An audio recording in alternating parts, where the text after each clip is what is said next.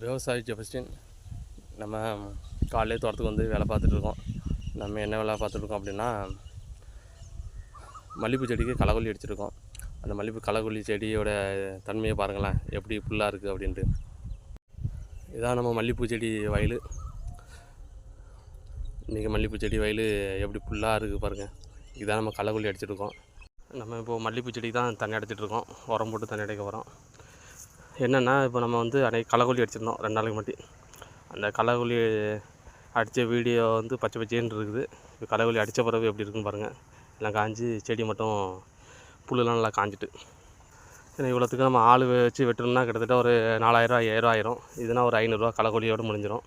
ஆனால் செடிக்கு கொஞ்சம் பாதிப்பு தான். இருந்தாலும் நம்ம ஆள் பற்றாக்குறை அது இவ்வளோத்தையும் வெட்டி புல் எடுத்துக்குன்னா 5000 ஆயிரும். நம்மளுக்கு அந்த அளவுக்கு லாபம் ஈல்டு இருக்காது, லாபம் இருக்காது. ஓகே நம்பர்களே, பிடிச்சிருந்தால் நம்ம சேனலில் சப்ஸ்கிரைப் பண்ணிவிடுங்க. தேங்க்யூ.